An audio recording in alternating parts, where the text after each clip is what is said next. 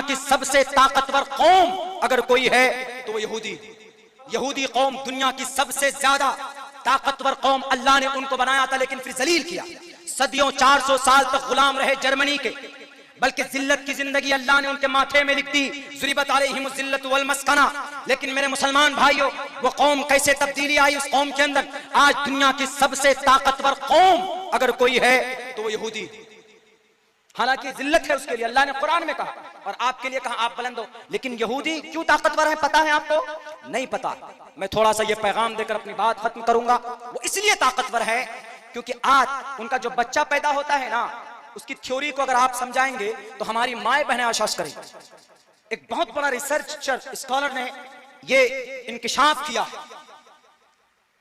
कि यहूदी आज दुनिया की सारी मल्टीनेशनल कंपनीज, बड़ी बड़ी फैक्ट्रियां सिर्फ इसराइल के अंदर, इसराइल है 55 मुल्कों के बीच में छोटा सा, लेकिन पूरी दुनिया अमेरिका के बाद उसी से डरती। कौन है? यहूदी। 6 लाख यहूदियों को गैस के चेंबर में डालकर हिटलर ने मार दिया था, लेकिन आज वो कौम इतनी मजबूत। पता है उसके बच्चे इतने माइंडेड कैसे पैदा होते हैं? उसके बच्चे इतने माइंडेड पैदा होते हैं, इसीलिए उस स्कॉलर ने यह कहा कि इसकी बच्चे की जो शार्प माइंडेड है, वो बच्चा जब 10वीं क्लास तक पहुंचता है, यहूदी के 10 क्लास का बच्चा हमारे मुल्क के पीएचडी किया हुआ डॉक्टर ऑफ फिलोसफी, दोनों बराबर। तो ये ताकत बच्चों में कहां से आती है? तो ये ताकत बच्चे में आती है उनकी मां के कोख से। कैसे? उन्होंने कहा कि जब यहूदी औरतें प्रेग्नेंट होती, हामिला होती यहूदी औरतें, तो वो उसी वक्त से डाइट लेना शुरू करती। डाइट लेना मतलब अच्छे खुराक लेना शुरू करती।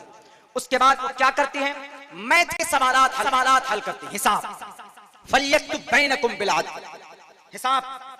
मैथ से, मैथमेटिशियन से दिमाग शार्प माइंड होता है। वो औरतें बोल बोल कर करती। कैसे? 2 + 2 = 4, 4, 2 2 4 होता है, 11 11 22 होता है। ऐसे बोल के तो बोलते हैं तो वो आवाज उस बच्चे के कान में जाती है। तो वो बच्चा एक तो डाइट की वजह से, अच्छे खुराक की वजह से और अच्छे काम की वजह से बैठकर टीवी सीरियल नहीं देखती।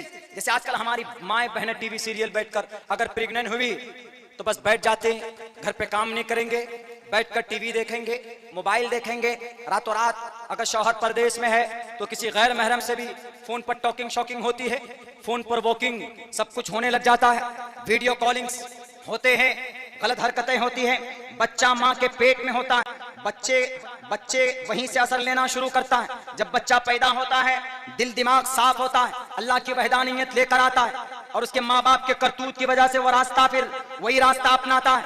मेरे भाइयों, अल्लाह हजरत अब्दुल्लाह इब्न अब्बास फरमाते हैं कि मोहम्मद रसूलुल्लाह बचपन में हम लोगों को ये कहते थे कि तुम्हारा अल्लाह कौन, तुम्हारा खुदा कौन, तुम्हारा परवरदिगार कौन? तो अल्लाह के नबी बोलते थे, बोलो अल्लाह। अल्लाह वो है जो मालिक है, जो खालिक है, नफा नुकसान उसी के हाथ में है। ये बातें सिखाते थे। लेकिन आज हमारी माए बहनें क्या करती हैं?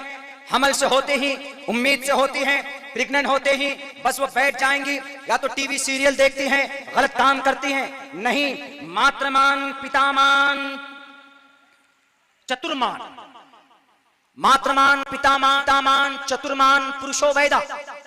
क्या मतलब है इसका? इसका मतलब है कि आदमी अपनी जिंदगी में 4 लोगों से हासिल करता है नॉलेज।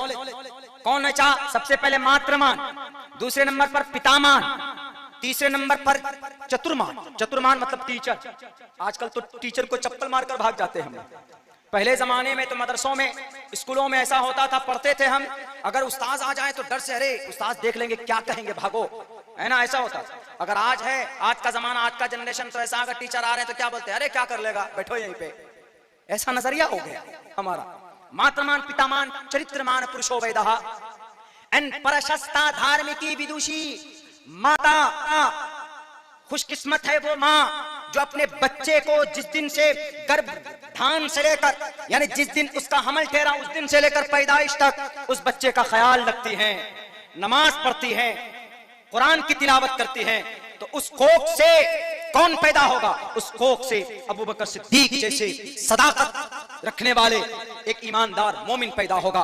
उसके कोख से सलाहुद्दीन अय्यूबी पैदा होगा। उसके कोख से मोहम्मद बिन कासिम पैदा होंगे, उसके कोख से उमर बिन अब्दुल अजीज पैदा होगा, उसके कोख से मेरे भाइयों तारिक बिन जियाद पैदा होगा, जिसने 30,000 फौज को लेकर 6 लाख जर्मन और रोमन एम्पायर के पैर को उखाड़ कर फेंक दिया था।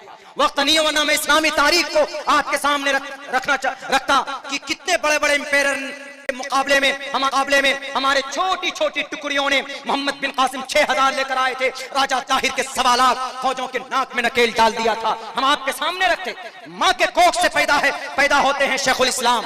माँ अगर अच्छी हो तो उस माँ के कोख से पैदा होता है शेखुल हिंद। माँ के कोख से पैदा होता है कौन? मेरे भाइयों बहुत सारे, मौलाना कासिम नानोतवी, मौलाना अब्दुल रशीद गंगोही, मौलाना इलियास, मौलाना अशरफ अली थानवी, ये हमारे मुजाहिदीन थे, ये कादरीन थे। ये कोई आसमान से नहीं आए थे, अवतार नहीं लिया था इन्होंने, बल्कि ये भी माँ के कोख से पैदा हुए थे। आज हमारी माँ के कोख से क्यों अच्छे बच्चे पैदा नहीं होते? क्यों? हमारे माँ की बुरी बात, बुरी लगेगी मेरी बात, मेरी माँ, लेकिन कड़वी जरूर है, बट इट्स यूनिवर्सल ट्रूथ। आज हमें हासिल करने की जरूरत है from the life of prophet Muhammad सल्लल्लाहु अलैहि वसल्लम। व इन्नका लअला खुलुकिन अज़ीम, O Muhammad, you have on an exalted of a character standard, आप दुनिया के सबसे बेहतरीन जगह पर अल्लाह ने आपको फाइज किया। Therefore we have indeed in the messenger of Allah and one who calls Allah subhanahu wa ta'ala and he works righteousness, अच्छी बात करता है, अल्लाह की तरफ बुलाता है, उनकी जिंदगी से सबक हासिल करता है, तो उसको कोई जलील और रुसवा नहीं कर सकता।